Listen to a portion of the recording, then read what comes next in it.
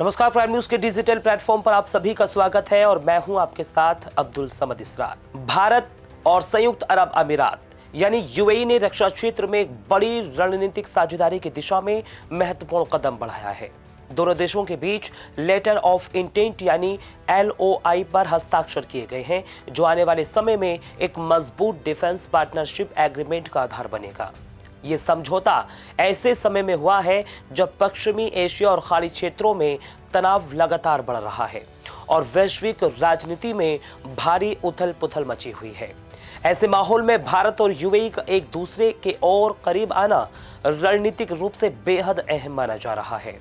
इस letter of intent पर हस्ताक्षर से पहले भारत के प्रधानमंत्री नरेंद्र मोदी और यूएई के राष्ट्रपति शेख मोहम्मद बिन जायद अल नाहयान के बीच सीधी बातचीत हुई। दोनों नेताओं की सहमति और राजनीतिक इच्छा शक्ति के बाद ही इस समझौते का रास्ता साफ हो पाया।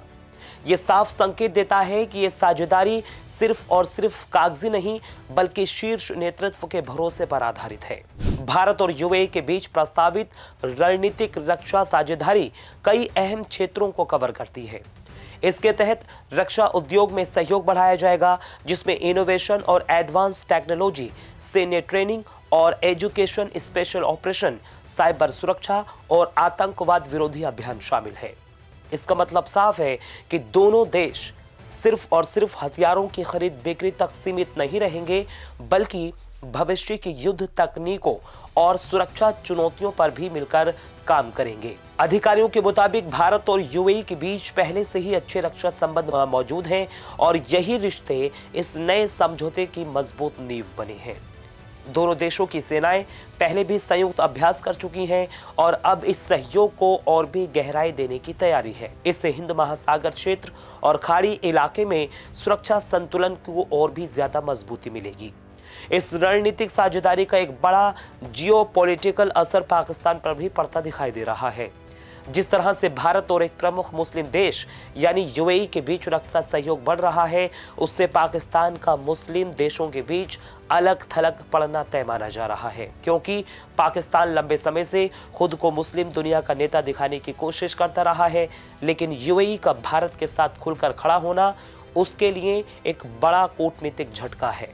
ये समझौता ऐसे समय में सामने आया जब पाकिस्तान ने सऊदी अरब के साथ रक्षा समझौता किया है और वही दूसरे ओर यमन को लेकर सऊदी अरब और यूएई के बीच मतभेद भी रहे हैं।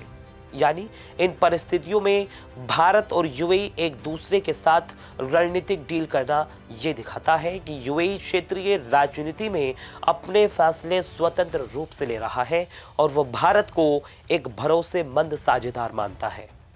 पाकिस्तान मुस्लिम देशों से अपने रिश्ते मजबूत करने की कोशिश इसलिए भी कर रहा है ताकि वो अपनी भारत विरोधी मुहिम को अंतर्राष्ट्रीय समर्थन दिला सके। लेकिन भारत और यूएई की ये साझेदारी उस रणनीति को कमजोर करती नजर आ रही है।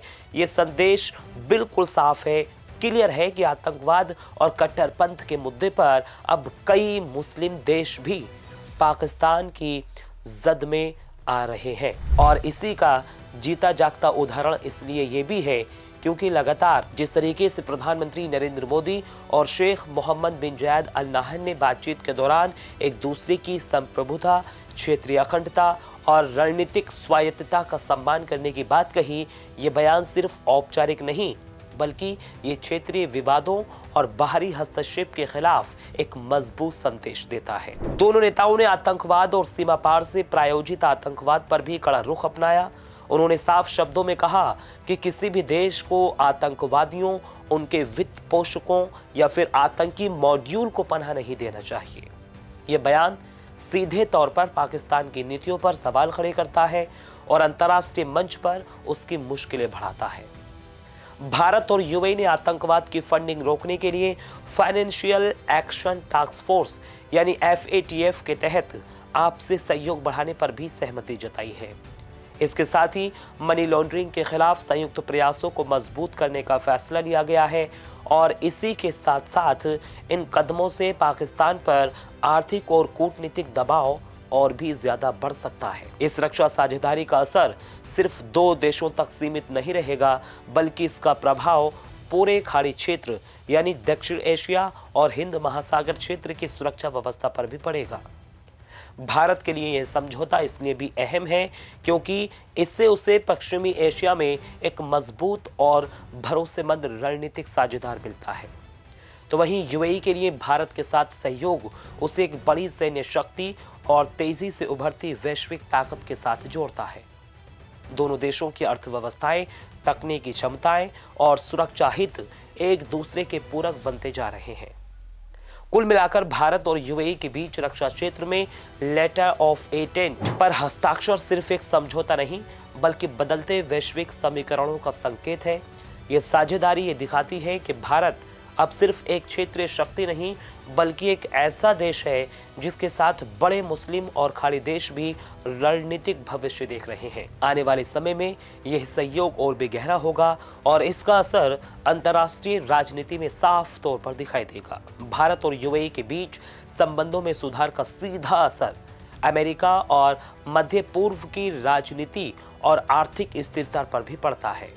भारत और यूएई के द्विपक्षीय संबंध पहले से ही ऊर्जा, व्यापार, निवेश और रक्षा सहयोग में मजबूत हैं। जब ये संबंध और भी बेहतर होते हैं तो क्षेत्रीय शक्ति संतुलन में बदल आता है। अमेरिकी मध्य पूर्व में लंबे समय से रणनीतिक है और आर्थिक हितों के कारण एक्टिव भी है। अगर भारत और यूएई के बीच सहयोग बढ़ता है तो ये अमेरिका को दो तरह से प्रभावित कर सकता है। नंबर 1 यानी पहला, अमेरिका को क्षेत्रीय सहयोगियों के साथ अपने रणनीतियों को और भी फिर से समायोजित करना पड़ेगा। उदाहरण के लिए तेल और ऊर्जा सुरक्षा के मामले में यूएई और भारत की साझेदारी अमेरिका की मध्य पूर्व नीति में एक नया आयाम जोड़ सकती है। सेकंड यानी दूसरा, सुरक्षा और सामरिक दृष्टि से भारत और यूएई के मजबूत रिश्ते अमेरिका को क्षेत्र में अपनी भूमिका पर पुनर्विचार करने के लिए भी प्रेरित कर सकते हैं। इस सहयोग से समुद्री सुरक्षा, आतंकवाद विरोधी प्रयास और साइबर सुरक्षा जैसी क्षेत्रीय सुरक्षा पहलों से भी नई गतिशीलता आ सकती है। साथ ही साथ इसके अलावा आर्थिक क्षेत्र में भारत यूएई के साथ साथ साझेदारी अमेरिका की निवेश नीतियों पर भी असर डाल सकती है। यूएई भारत के लिए एक प्रमुख निवेशक बनता है और दोनों देशों के बीच मुक्त व्यापार समझौते या फिर विशेष आर्थिक क्षेत्रों का निर्माण अमेरिका के व्यापारिक हितों के लिए चुनौती पेश कर सकता है। इसके अलावा भारत और यूएई के करीबी संबंध चीन और ईरान जैसे अन्य क्षेत्रीय शक्तियों के साथ अमेरिकी नीतियों को भी प्रभावित कर सकते हैं। अमेरिकी कूटनीति को नए संतुलन के हिसाब से रणनीतियां बनानी पड़ सकती हैं, जिससे अमेरिका को मध्य पूर्व में राजनीतिक और आर्थिक दबाव का सामना भी करना पड़ सकता है। सामाजिक और सांस्कृतिक दृष्टि से भी इसका प्रभाव है। भारत और यूएई के बढ़ते रिश्ते से क्षेत्र में भारतीय प्रवासी समुदाय की स्थिति और भी मजबूत हो सकती है, जिससे अमेरिका को भी इस क्षेत्र में सामुदायिक और मानव संसाधन आधारित रणनीतियों पर भी ध्यान देना पड़ेगा। अंततः भारत और यूएई के बेहतर संबंध अमेरिका के लिए चुनौतियां और अवसरों दोनों को पैदा करते हैं। अमेरिका को अपने मध्य पूर्व और दक्षिण एशिया के हितों का संतुलन बनाए रखने के लिए कूटनीतिक, आर्थिक और सुरक्षा रणनीतियों को नए सिरे से तैयार करना होगा। इस तरह भारत और यूएई के मजबूत रिश्ते न केवल द्विपक्षीय स्तर पर बल्कि क्षेत्रीय और वैश्विक स्तर पर भी अमेरिका और मध्य पूर्व की स्थिति को प्रभावित करते हैं। और फिलहाल मुझे दीजिए इजाजत। नमस्कार।